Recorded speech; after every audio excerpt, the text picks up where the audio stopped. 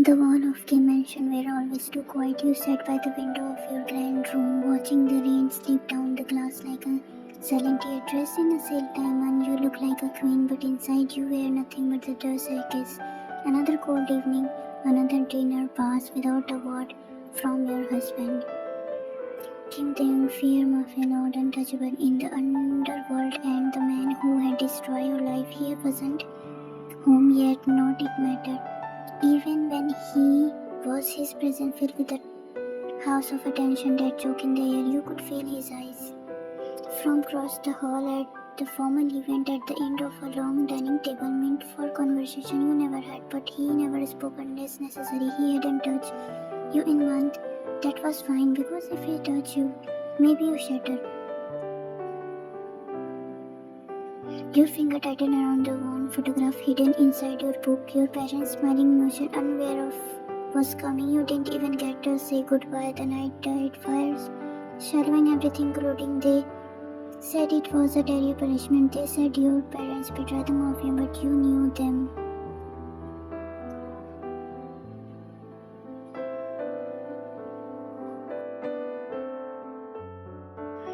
They would never. You married him out of survival, out of concern, or maybe deep down you hoped someday tell you the truth.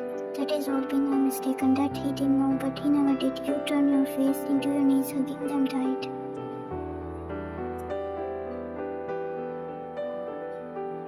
Then the door cracked open. You sniffed. No one entered your room without knocking unless your breath hit as slow footstep innocent. You didn't look up. You didn't want to and see the tears, but he did.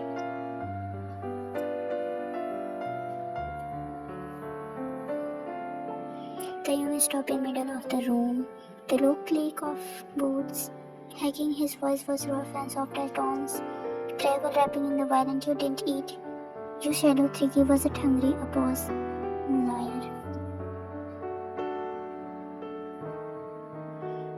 Your eyes shut. You hated how he could read. You hated that after all this time, after all the pain, a part of you still wanted him to care. But this time, the monster who entered your life, entered your family, did he even deserve that? You heard him accent, unexpected sound of cloth hitting the chair. Why are you here? You asked quietly, voice battle. Another pause. I saw the lights on from the garden. You finally looked at him.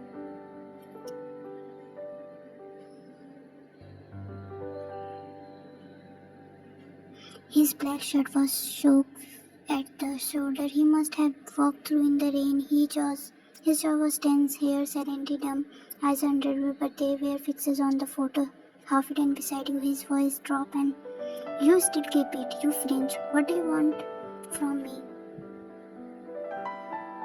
Silence, long and suffocating. You waited for the usual coldness. This is since walk out, but instead he walked forward and slowly he leaned in front of you. Your body froze. He didn't touch you. He just sat there on the floor, muffling at your knees, and looked up like a man without armor.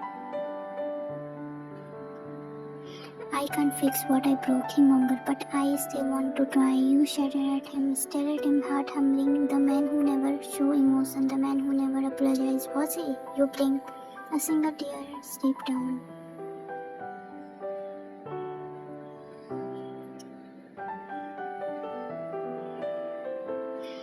Tim slowly reached into his pocket and pulled out a small red velvet box. Not a ring, but inside a silver chain. It was your mother. You kept your lips trembling. How did you?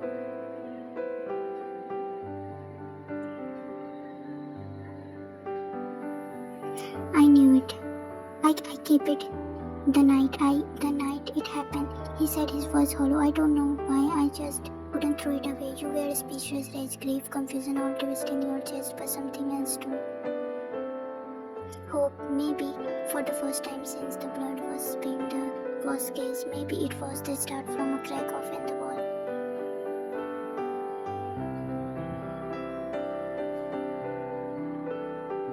The chain lay in your palm like a curse and a blessing wrapped into one. You stare at it, your mother's silver chain, the last piece of her that survived, something you thought you tried to cash that night. Now, here it was written, a man who burned your life to the ground.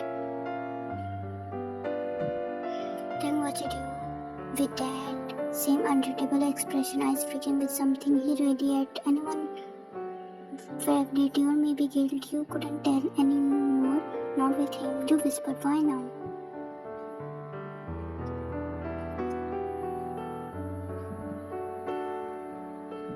His gaze lowered because I didn't know how to give it to. You froze. You want to scream, cry, throw it back at him and demand answer, but your voice came out quiet, cracking under the weight of every burning memory. Why did you do it? Your voice trembled. Why my parents? His jaw tense, and for the first time he answered. I was told they sold an internal to capture. They leaked the location of our supply chains. I expect so question no trial. He looked up, the storm in his eyes matched the one outside. I didn't know they had a daughter, not until I saw you. You're just like he, and that changed nothing. It changed everything, he said quietly. It's why you are here alive, you flinch.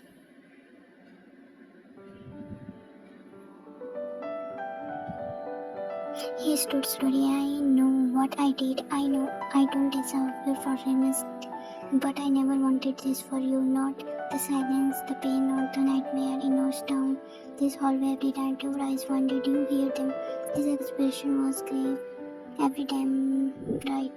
You turn away, your hand gripping the chain tightly. I can't pretend this is okay. I am not asking you to, he said, stepping closer. I am not only asking you to let me try. You stare at your reflection in the window. A wife, a prisoner, a memory stretched together with a shadow.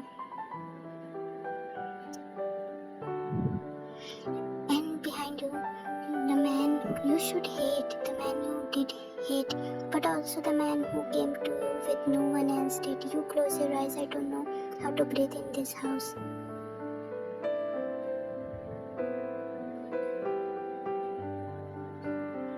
His voice was lower now, bravely whispered, then let me open a window. Your heart cringed, and for the first time since your wedding, you felt something unflavorful between you. Not love, not yet, a bloom, a beginning.